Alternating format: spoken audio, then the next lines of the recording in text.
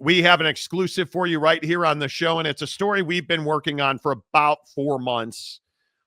We told you early on that the SEC and the Big Ten were working on a new entity and launching that new entity. Call it a super league, call it a new football thing, call it screw the NCAA. Hey, call it whatever you want. They were working on it, and then it seemed like an impasse happened. And as I told you, this all came down to 5-11 and the SEC playing 9 games. And as soon as the SEC in meetings across the table said, sure, we'll play 9 games, all of a sudden the Big Ten got real hesitant and started talking about these huge numbers and 28, 34 teams in a playoff. Everybody's mom makes the playoff. And all of a sudden things just ground to a complete stop because the Big Ten got hesitant. And anytime you're in high-level meetings, and hell, even on our level, Jake and I can tell you this, when you hesitate in the middle of a big-time discussion about a business deal, that business deal is probably not going to happen. And you look at the way that the Big Ten hesitated, they blinked. There's no other way to put it. When you're sitting across the table from Greg Sankey and his cohorts at the SEC, they're not hesitant. They're not scared because they hold the hammer. The Big Ten, I think, got that clarity we've all been talking about. A 5-11 playoff format, absolutely, without question, damages the other 3 Power Fours and only uplifts the SEC, period. So now you have to get into this situation where compromise starts happening. So what did I tell you last week? Well, they've been talking and they've been exchanging proposals, and the Big Ten has moved a little bit more to the middle of, all right, let's talk about a playoff structure or an entity structure as long as you're willing to play 9 games. And that seemed to reignite the fire, according to sources close to the situation, who told me late last night and this morning that the SEC and the Big Ten really got back to conversations in earnest, which means serious conversations. Once the Big Ten came back to the table and said, okay, if you play 9 games, we will agree to add strength of schedule as the real deciding factor in who's in and who's out of the college football playoff. That's when I am told everything started moving. As we found out yesterday, we talked about it at length. What's the new parameters for getting into the new criteria? The criteria. Getting into the college football playoff, it is strength of schedule and strength of opponent. What do we hear today now? I am told exclusively that it is a fait accompli. It is done. The SEC for 2026 will move to 9 conference games. And as part of those discussions, I am told that the framework is in place for the SEC and the Big Ten to form this new entity. The ACC and the Big 12 will be part of that. And what this new entity looks like, I am told it'll be all power conference teams, 67, all of the power conference teams, and about 20 of them will make the college football postseason, which feels on par. Now, why do we know that this is a tried and true formula? Because how many teams are in the National Football League? 32. How many of those teams make the playoffs? 14. And if you do some math on those numbers and you start looking at why that number matters, it's because if you divide 14 by 32, you are getting about 40%. And I think what we are very clear here is you cannot have a system where everybody gets into the college football playoff. And Jake, I think you absolutely have to find a way to limit exposure and limit how many college football teams can play for a championship. And if you go with about 40%, what's 40% of 67? Does anybody want to guess? 67 times 40% is 27 teams. Yeah. So I think you're looking at a scenario where between 20 and 28 teams will get into the college football postseason, and that's going to be your system. And it is absolutely going to be wins and losses, because remember, in a new entity or a super league, no matter how you want to slice it, in a new entity or a super league, the NCAA and conference affiliation no longer matters. You are all under the same umbrella. You are going to be in divisions, and you are going to be in two, call it a conference, if you will, the NFC and the AFC. You're going to be in those kind of conferences with different divisions. And I think you're going to have a very similar system to the NFL. And Jake, it's what we've heard about now for more than a year on this show. Right. And I think, what's really interesting is how people are, sort of interpreting this. Like I hear you say things like, hey, this trade-off has happened that we've been talking about for some time now, where the Big Ten, wants the SEC to play 9 conference games, and the SEC wants, the Big Ten to play more power opponents. And what's really interesting to me about this is I don't really feel like the Big Ten has done anything here. Honestly, like, this is getting pitched as like, oh, the SEC is sacrificing by playing 9 conference games, but I don't really see it that way. Like, the SEC is already playing, not in official capacity 9 conference games, but you're already playing a ton of power opponents. And for me, the Big Ten can sit here at their media days and play this little game where they want to mock the SEC and all that good stuff. And Big Ten fan can say, "Oh, well, we won the last couple of national championships." But the reality is, when that schedule gets a lot more difficult in the Big Ten, you're not going to be doing what you're doing now. There's only going to be Ohio State, and every other year maybe you might get another player that goes a little further, but not much is going to change, in my opinion, as far as the Big Ten is concerned, when you start making the schedule more difficult. And for me, I look at the SEC and I say it's the same cast of characters, except they're like 4 or 5 deep. So like, are we really pressing the SEC? Is the SEC really making that much of a sacrifice to keep the ball rolling, if you will, towards getting this new entity done? Because I don't really feel like they are at all. Well, and I can tell you, I'm texting with a very high-level television source right now who's telling me that this is the only way that this can come together. And I agree with that. I think that is, from somebody that sits in boardrooms and has these conversations on a regular basis, I can tell you I believe that that's exactly right. This is the only way that can happen, because you can't have all of these chefs in the kitchen. And I think when you look at the way the power structure of college football has gone, the moment that Notre Dame signed their rights away, or their ability to contest anything happening for an automatic bid into the college football postseason, this was over. And that gave a lot more power to Greg Sankey just by default, because Greg Sankey has all of the relationships in place. Tony Petitti is a brand new operator in the Big Ten who really has struggled under the weight of things like the Michigan cheating scandal. Mm-hmm. He has not been able to get forward. And I think one of the things that has really hurt Tony Petitti here is, because if we're truth telling, Tony Petitti, he blinked. Tony Petitti balked here. He had an opportunity, and he did. He stood up to what he felt like was an overwhelming advantage, if you will, to the SEC.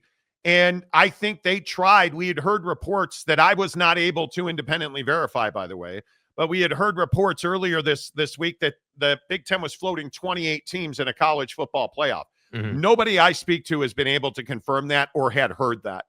And I think when you look at the conversations that are going on, and you start looking at the fact that you're going to have 60-something teams in a new entity, and about 40% of those teams are going to get into the college football postseason, you're looking at a system that is very cut and dry. And again, as it was explained to me today by multiple sources, this is the only way to guarantee postseason revenue for both the schools, the entity, and the television networks, the sponsors. Like, you have to have a bar that does not include, Jabba Manuel up in Michigan, essentially rigging the college football playoff last year, in my opinion, to try and damage Ohio State. It has got to come down to a point where it is as simple as, did you win enough games? You're in. Did you lose too many games? You're out. It is as simple as that. And I think the elephant here in the room is, what do you do with the G5? And one of the things that I've really been unable to get a firm grasp on is, does this new entity have a solution and a path forward for the G5 to remain one of the championship, I'm not going to say participants, I guess, because I feel like that's disrespectful. But is there a route? Is there a path for a G5 team or two to compete for a championship at the highest level of college football? And I think the answer is there might well not be. I mean, I just don't know how there is in this proposed, short-term solution, right? I mean, when you think about, hey, the Big Ten's got to play more difficult opponents, the SEC's got to play 9 conference games. They're not even considering the impact to the G5, in my opinion. I mean, I'm sure it's on their list of things to talk about, but you can't sit here and tell me that this is like somehow a high priority, let's say, or anything like that. And we've been talking about this for, I mean, gosh, it's got to be, I mean, most of this year, every time we talk about this, we always come to this sort of hurdle, and I always come back to the same thing. And I know you guys are going to find this hard to believe, but I also think about college football when we're not doing the show. And what? I know it's a shocking development on the Monty program. Is it a Diddy party? It very well might be. There's a lot of pigskin going on through my head, but I have put a lot of thought into like what's a unique sort of out of the box solution to keep the G6 involved, and I haven't been able to come up with one other than they need their own system. And I think it's really hard to say to the power conferences, hey, include the little guy, when the little guy is not really all that impactful in the greater conversation. And I understand that obviously they play a role in the system of college football in the bigger picture, but I think that role is getting more limited by the day. And so my thing has always been, hey, they got to have their own playoff system. And I think the champion, or if you want to have, just to kind of round out the college football playoff in the future, if you need to have like 3 from the G6, let's say, to make the numbers even, then cool. But for me, I would just want to see the champion of the G6 be included in the new entity or whatever we're calling it. Yeah, the only explanation, the only solution that I heard today that makes any kind of sense to me is that the G5 will have to, almost by mandate, create their own championship. Yeah. And the participants in that championship game have a route into the top tier of college football postseason. But there's going to be so many presidents and athletic directors at the power schools that'll be against that. Because if you're putting 2 G5 in, you're keeping 2 power schools out. And I don't know, is there upside? Because I don't think you can just write off the G5. You're not just going to summarily tell somebody like a Boise State, an Oregon State, a Memphis, pound sand. That to me doesn't make sense. And I think Greg Sankey's words have rang true in my ears in that he doesn't want to shrink college football. I think starting this new entity does everything but shrink college football. I think it grows it. Mm-hmm. But if you eliminate the G5, and again, I'm not saying that you can please all the people all the time, and nor should you try to do that. I'm not saying that in any way, shape, or form. But what I am saying is that I don't necessarily believe, that the G5 want to compete. 99.9% of the G5 don't want to compete with a power conference. Mm-hmm. I don't think they want anything to do with the money and the revenue that is required to compete at the highest level of college football. They just simply can't. But if you tell the top 10%, hey, if you win your conference and you get into the championship of the G5, you're going to have an opportunity to go play for a championship at the highest level. I don't know who's saying no to that. So I could tell you right now, Boise's not. I can tell you right now, again, Oregon State's not. I can tell you for certain Memphis is not. And I have a guess that there's probably 20 other, maximum 20 other athletic directors. UNLV, San Diego State, I would think. Stupid Wicker would want to compete for that. I would assume. But you can't tell me that every G5 university wants to compete for that, No, because I just don't think that's the case. I think it's the house settlement conversation too. Like, I mean, I think we saw that dynamic well at play with rev sharing with athletes, and I mean, it's no secret that most of the G5, I don't have any problem saying probably half of the G5 on the being conservative wants nothing to do with paying the costs required to compete with the power conferences. Correct. And I would agree that, if we're using words like who's enthusiastic about it, you're probably talking about 10 to 15% of the G5 would be enthusiastic, excited, want to do it, would be pissed off if they weren't included. Like that I kind of would agree. person, I think is, probably like 10 to 15%. But I think just the same way you're saying, and I agree with it, just the same way you're saying, hey, like, you can't just exile the G5. You can't just forget about them or just delete them from the college football conversation nationally. I also don't think that you can, obviously you can't just kind of like throw them in. You can't just be like, okay, yeah, like we created this new entity and one of you guys gets in. Like there has to be and again, I do think this is the G5's responsibility. It's not the power conference's responsibility to come up with a system that works. It's the G5's responsibility, in my opinion, to come up with a system that they all agree upon, that they can then pitch to the power conferences to make this work. Because the reality is the power conferences aren't the one losing money here, right? They're not the one that's going to lose money but when, you go to the new entity and you do all this. The G5 is the one losing the money. So that's why I say I would hope they're working on it. I think one of the hardest parts of this whole thing, if we're truth telling, is the belief that you have to include the G5. I don't think you have to do that. I think if the G5 wants to compete at the upper echelons of college football, they've got to build programs that can do that. And that's why I bring up Boise can do that. Oregon State can do that. I think Memphis can do that. And I believe that UNLV can do that. I can't give you for sure every other program that can do that, because Washington State cannot do that. Fresno State cannot do that. And really, I mean, who are we kidding? We're talking about the Mountain West and the Pac-12 and the whatever the new members of the Pac-12 are. But you can't tell me Colorado State's got overwhelming funds. I don't even believe that somebody like a San Diego State has the no doubt about it money to do that. I think that's a big question when you are a university that is not making top tier money. To spend top tier money to try and make top tier money is an awfully terrifying thing. It's huge, it's huge risk. It's huge. There's no question about that. And I don't know how you justify that in the face of the educational funding challenges we are now seeing in this country going forward.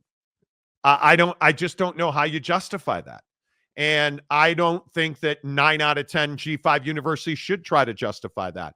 The problem is you have a lot of big talkers in the G5 and very, very few actors who live up to the things they say. And I think that's a huge problem, because at the end of the day, these are all businessmen in the business of educating young people. And I think we forget that. And I know that pisses people off, and we want to totally get it. But at the end of the day, what's more important at San Diego State? San Diego State football or the academia and academics at San Diego State, at Boise State, at Fresno, any of the Cal State schools? What's more important? I'm going to tell you, it's education. You want farm subsidies at Utah State? That's way more important than football. I can just tell you that right now. And I understand that doesn't mean you don't want to compete. But at what point does fiscal responsibility win out? That's the single hardest question that you have to answer at the G5, because this is not a conversation that is even relevant to the power conference schools. You look at the top educational institutions in the power conferences. Northwestern just paid out how much to Pat Fitzgerald today and ain't even going to think twice about it. Nope. Right? You look at the money that is being paid, and I just think that you have to find a way to get this done. I think it's got to be done for 2020, the 2028 football season. And that is not a lot of time. No. Because between the lawyers and the you're going to need congressional backing on this. I mean, that's an election year, so I would assume Donald Trump, if he wants to push that through, that could be part of his legacy. I just think it's one of those things where we have to figure out how to fix it. And I don't know how to fix that. Dan Welsh says, "Hey guys, great reporting. I just want to know, how the hell did Michigan get off cheating scandal, and how much did they pay the NCAA to get off?" They haven't yet. Yeah, they haven't yet. I think that's still being bandied about. And I think this appeal that they're doing in their tough talk is really foolish, because it's going to cost them tens of millions of dollars. You got off light by a lot of accounts. Pay the $30 million and move on about your business. Yep. That's what they should do. Greg Hawkins, there he is, as though I summoned him from the dead. Greg, I was just talking about you. Everybody, welcome Greg Hawkins, the international sex symbol. Greg Hawkins, the long-suffering cohort and Cub fandom. Greg, maybe you should go back to Chicago with me. Well, never mind, because they're not going to make the postseason. I was going to say maybe, because now Jake is unable, and, my asshole brother's a White Sox fan, and he probably is still mad at me over the Trump argument. Like, your boy's a season ticket holder. I'll just go back by myself. Glizzies for everybody but me. Craig Counsell thinking sitting Casey and Shaw and playing Tucker's, and it's not technically an error, but he botched a ball in right field. Like, yeah, my biggest problem with this lineup today is I feel like it's Craig. I feel like it's Craig saying, "Hey, you're Kyle Tucker. I'm gonna not do what I should do because you're a name, and people are wondering how long I'm gonna sit you." And one of the things that I think was never talked about when they brought Craig on to be the manager of this ball club was the lack of experience coaching in a major market, with all due respect to Milwaukee, right? I mean, the media scrutiny on the Cubs when they're struggling, when they should be playing really good baseball, is going to be a lot more than when the Brewers fall on their face in August, which they haven't done this year. No, Greg, I want to talk Cubs, but anytime that I can be proven right by the national media 15 minutes after I've said something, Yeah. When did I tell you they'd start playing 9 games in the SEC? 2026. And I told you that 25 minutes ago. Look at all the national media now tweeting that it is official. The SEC is going to start playing 9 games in 2026. Listen, I'm good looking. Your wife wants to hit this. And, I'm just telling you, not accidental that the good old Uncle Monty's out in front of everybody else. Just saying. Completely vexed. I think it's happening, and it is the right thing. But I think it's just the cover story for the bigger conversation. But even more than that, Jake, this was never a question. Yeah. Look how fast the SEC got this done, because it's been done, as I told you, because I talked to people very close to that situation who told me straight up, "Oh, we lay," I think I even used the word, "we laid a jackpot out for the Big Ten to step in." That's exactly what they did here. We don't want to play 9 games. We're not playing 9 games. Why are you guys stuck on 9 games? Well, if you play 9 games, we'll go 5-11. All right, cool. Let's play 9 games. Done. That's, hey, let's make a new entity. Oh, 9 games, done. Right? Like, that's they set a trap, and college football stepped in it. And furthermore to that point, I almost feel like they're taking it a step further with this new entity situation, because what that math you were doing earlier in the show when we first started the conversation about, hey, you're going to have a 67 or 68 team situation or whatever. The P5, what is the P5? 67 teams? I believe it's 67 teams. The P4, teams, yeah. Excuse me, 67 teams. So the Big You're going to have... The Big Ten's getting what it wants in terms of the expansiveness of the CFP. But I don't think that's what's happening here. What you're going to see, what the Big Ten wants is a 2018 playoff, or I want to be careful. I'm not saying they wanted. I heard they proposed as much as a 30-team playoff. Mm-hmm. Every one of their teams in the conference gets an IQ as well, right? Yeah, and they pretty much, it is, if you're bowl eligible, you're essentially in. So soft. And then you add, hey, you have to be bowl eligible. And the very fact that 6 wins would make you eligible for a college football playoff was a non-starter with the other 3 commissioners. I could tell you that. I was told that directly. But what they were trying to avoid was the SEC being able to stack the deck. So when you stepped in that jackpot yesterday by saying, hey, all of a sudden we are tweaking the college football playoff criteria, and it is going to be, that, hey, we're going to, what is it? Strength of schedule, or how teams are measured against their schedule. Record strength has been added to the selection committee's analysis to go beyond a team's schedule strength to assess how a team performed against the schedule. That's exactly what the SEC has been lobbying for week after week, month after month, year after year. And you stepped right into that pile of dog poop on your front porch. Because as soon as you agreed to that, it was over. Because if the SEC goes to 9 games, they're going to get the vast majority of at-large bids in the college football playoff. Yep. Because they have this incredibly high bar. And much to what Greg Sankey said, you can get upset about it. They're already playing 9 P4 games, right? Like that's the thing that I don't think most people understand.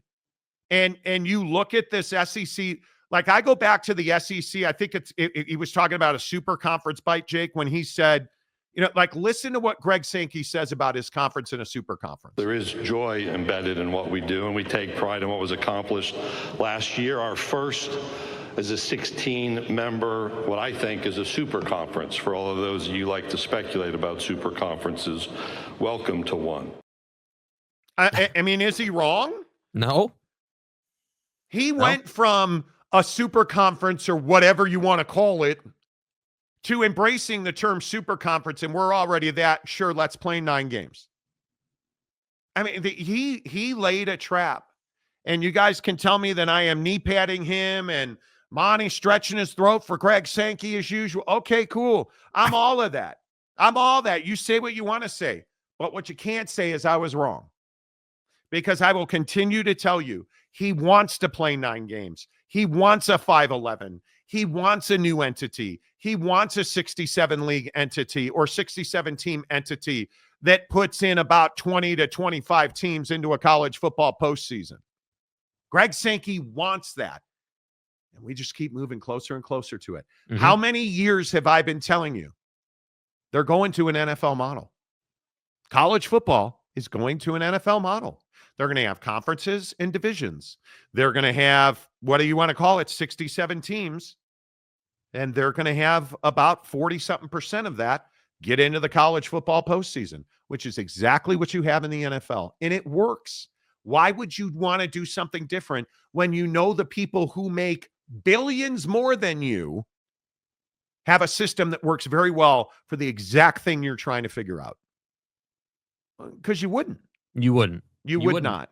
And by the way, giving Greg Sankey all these things just keeps checking off the boxes of things you can complain about. Like, what else are you going to say now about the SEC? What else is there to complain about? Because, 5-11, 9 conference games, just like you were saying, you're putting the Big Ten's putting themselves in a position to where, what leverage are you going to have over the SEC now? Because this was like your big thing. Oh, well, you guys don't play 9 conference games. God forbid you play 10 power opponents and we play 2, but we're not going to talk about that. 9 conference games. You got to play it or we're not playing you.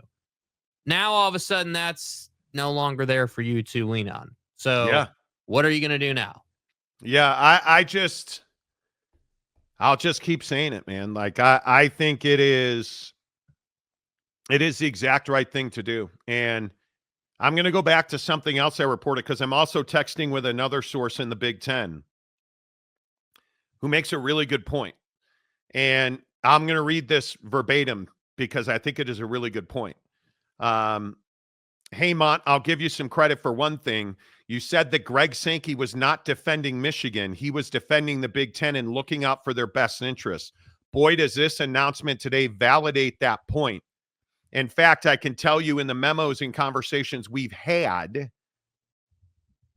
Tony Petitti made it very clear the best interest of all members of the Big Ten is what has to come first, not the defense of one. And I think that when you start looking at that kind of verbiage, I think you look at Tony Petitti and the way that he handled the Michigan appeal or the throwing himself at the mercy of the Committee on Infractions. There's not a chance in the world that Tony Petitti was defending Michigan. He is now in a position where he needs Michigan to play games of consequence every single week. Postseason bans would have crippled him in this situation. Huge win for the Big Ten that Michigan doesn't get a postseason ban, right? Like the recruiting restrictions, okay, you can deal with all that. Michigan cannot take a postseason ban, and they did not. And I think it is a huge win. And I'll go back, and I think it's important to say, because we had a lot of conversations about, was Tony Petitti doing the right thing or the wrong thing? Does this not validate what I told you, that he's doing the exact right thing? He's defending the other members of the Big Ten because he has to. These conversations that we're talking about now were happening while he was trying to come up with some kind of, jackpot saving salvo to keep Michigan from being decimated. And I think he did that. And I think this right here, this compromise is what saves college football. Because you're going to hear a bunch of people talking about, oh, we need parity, Monty. We need everybody to compete. Bullshit. Parity is terrible for business. I'm just going to tell you that right now. I don't want, if there's 67 teams in this, I don't want 67 teams who have the exact same talent, the exact same schedule, to hell with that. I want you to have to compete and build a system so that we have a way of looking at, hey, they're doing a good job and they didn't fire Dave Aranda, so they're winning and Baylor's not. Hey, they cut, and I'm particularly picking on the Big 12 here for a reason. Hey, they cut Mike Gundy's salary and then announced it publicly. And then Mike Gundy announced that he was, previous to this year's portal cycle, he refused to pay players out of the portal to come to Oak State.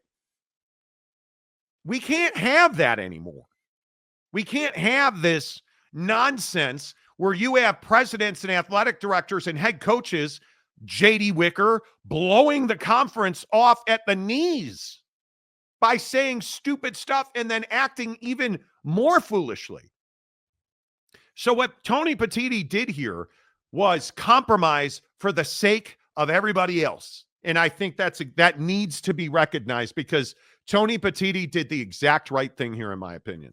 Yeah, I mean, I couldn't agree more, and I think the Big Ten is, the Big Ten's got to just continue to work on getting deeper as a conference. Everyone's fixated on this Michigan conversation, and like just all the not like the Northwestern thing, and I'm just sitting here saying, like, at some point, like, again, not to bring up the same stuff every day, but James Franklin's got to get better, dude. You got to win more big games. Like, Ohio State can't be the only school in the conference that wins big games and goes deep into the college football playoff. And like that just can't happen. And yeah, sure. Did Michigan, win a national championship 2 seasons ago or whatever? Yeah. But before that, when had you been in the conversation? When were you really relevant in football before that? Like it's been the Ohio State show for years in this conference. And I would really love to see,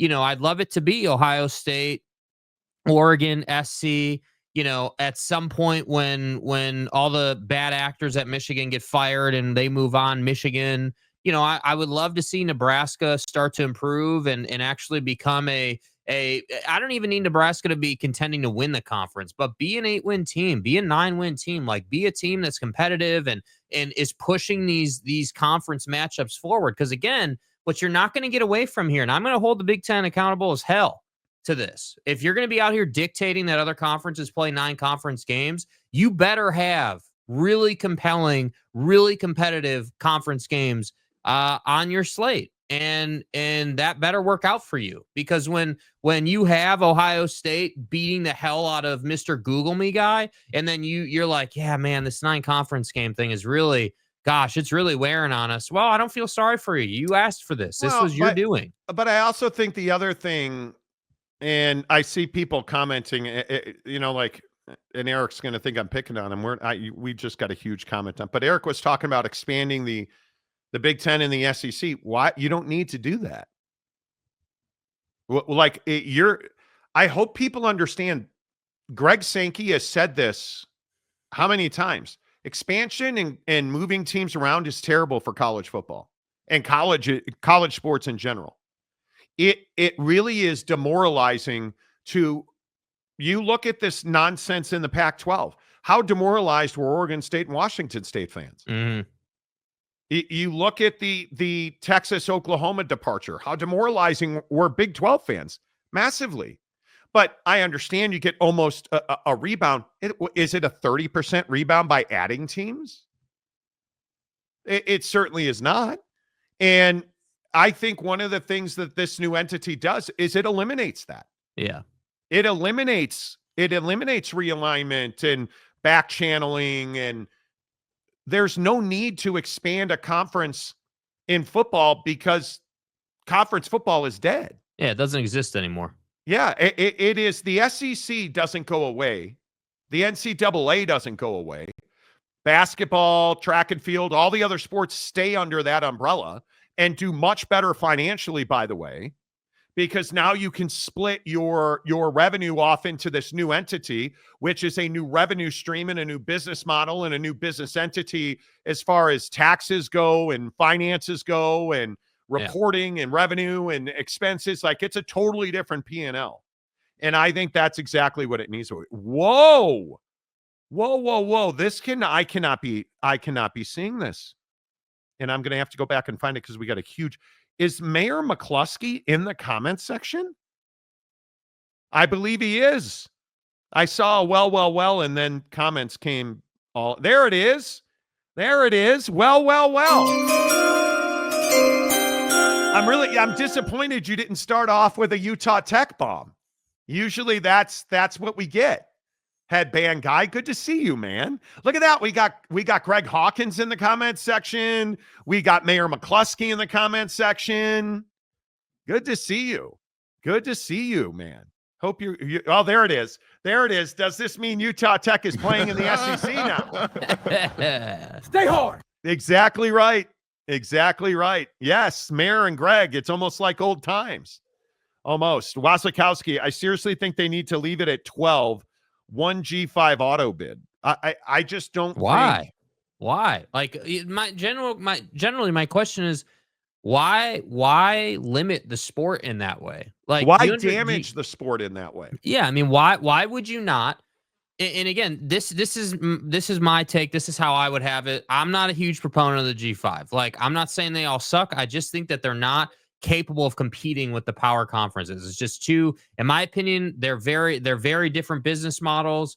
I would agree. And I just think it's a logical take to be like, yeah, the G5's got to be included. So for me, I'm saying, hey, the G5, you got to figure your stuff out. Let's focus on the power conferences right now. And for me, hey, put all these teams in one big pot.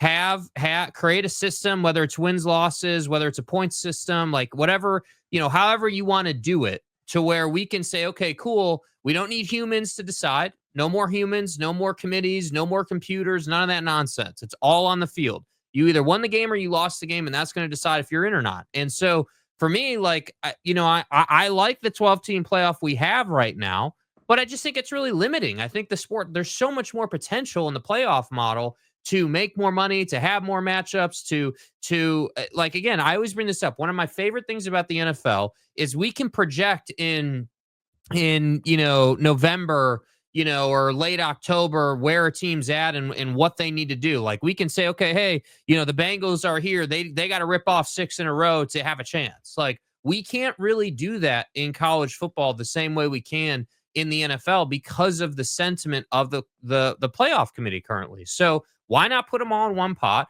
Why not split it right down the middle? And as for all the other sports, just leave it how it is. Like, I think that works. That's a real world, tangible solution to the problems that have plagued college football. Yeah, and I think the best part about all this is that this nonsense with Mercer in the middle of November goes away. Yeah. I think that's The that's scheming so of the power bad. schools, playing nobody opponent. Arkansas Pine Bluff. What are we doing? What are we doing? Arkansas, Pine What Bluff. what are we doing with Abilene last year, Joey? Yeah. Like, what are we Yeah. doing, dude? Yeah. Just go to conference games and non-con. Why would you do that? Bro, I think you have to come along. So many people don't want to embrace the reality of what's happening, right? Like, no, like, don't expand the Big Ten in the SEC, It's just unnecessary. right? I mean, it doesn't matter. Might as well go to 80 teams, 4 conferences of 20, and the P4 adds top G5 schools to get to 20. Can you do that? I don't know. I don't believe.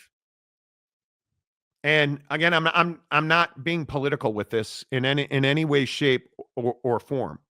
But when you have the educational climate that we have in this country right now, the funding is not there to do that, in my opinion. Because you look at with the elimination of the Department of Education and how much money is no longer flowing from Washington to the states and all of these universities for education, they don't have the extra money for projects to do a number of that. You just don't have that. And it's why schools like Boise getting their stadium stuff together before this happened was so critical.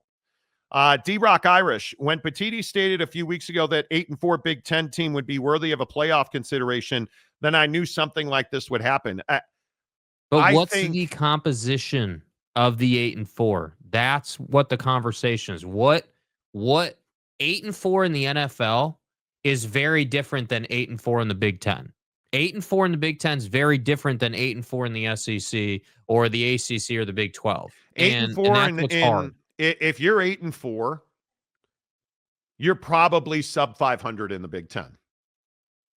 Because if you've won 8 games and you've lost 4, I'm assuming with the weak-ass non-conference schedule that most of the Big Ten plays, you probably didn't have a great Big Ten season. Mm-hmm. I mean, it's one of you.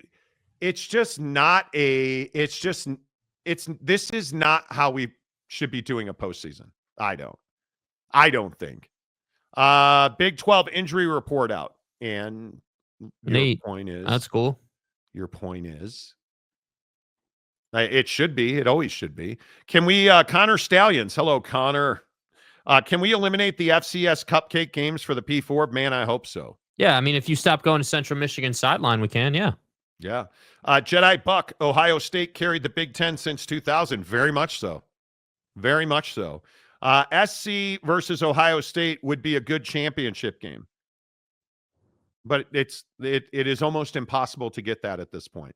One, because SC's not capable, unfortunately. Stanford at 2.5 dog versus Hawaii. Pathetic. Go ACC. Yeah. But Stanford's one of those universities that winning football games is not as important as it would be. 2018 playoff doesn't make sense. It absolutely makes sense. In what world does it not make sense? Like 28 teams in a postseason? Yes, that makes sense. A 28-team playoff does not make sense. In our current situation, is that what you mean? Okay. Yeah, expanding the current playoff to 28 teams makes absolutely no sense. And here, let me lengthen the sentence. Expanding the current playoff to 28 teams so the Big Ten can have 7 AQs definitely doesn't make sense. Yeah, and I just don't think anybody would agree to that. I just don't know how you would get somebody to agree with that. The Buffalo Hunter, tinfoil hat take. ESPN killed the pack because this model is cleaner with only 4 power conferences. I completely Infowars.com. I can tell you we had exclusive reporting on that. And if you go back and you look at what we reported in that window, ESPN tried to help the Pac-12 get a media rights deal done. And the Pac-12 would not move off its spotted. They wanted $50 million per school per year. And that was never going to happen. Never. And it's why Fox Sports pulled out, CBS pulled out, ESPN pulled out. And the Pac-12 essentially handed the Big 12 a TV deal. I completely disagree. The Pac-12 killed itself, and it never had to happen.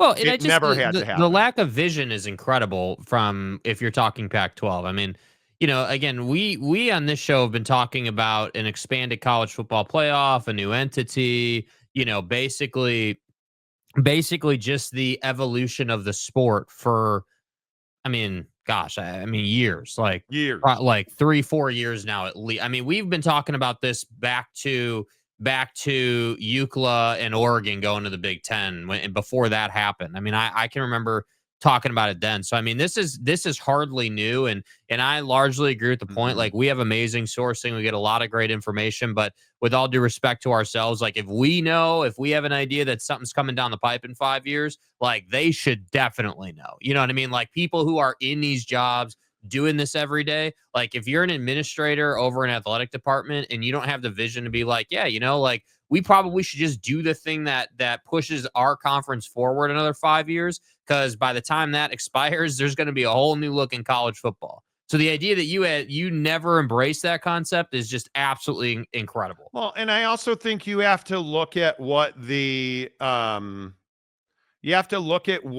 going to happen and how it's going to happen. And you have to ask yourself, well, what is best for all of college football? And what's best for all of college football is you have to compete to build a business model that allows you to win on the field. And I know you guys hate when I say that they're going to an NFL model. Why do all of these universities have football general managers now? And who do the general managers report to? The president. Like, you look at the fact that football GMs don't report to most athletic directors. Coaches report to GMs who report to presidents. Football revenue is that important. The GM is essentially the athletic director for the football department. And his job is to make sure they're winning games and they're making money. It's as simple as that. And that's the way it has to work. And I just think, I don't know. I don't know what is going on, but why is everybody getting filtered right now? We're not even an hour into the show and we already have a massive filtering issue. But yeah, it looks like this. I've never heard of this dude's name, but Buddy commented this. Yeah, Buddy commented the same thing like 20 times. Well, that'll get you filtered by YouTube.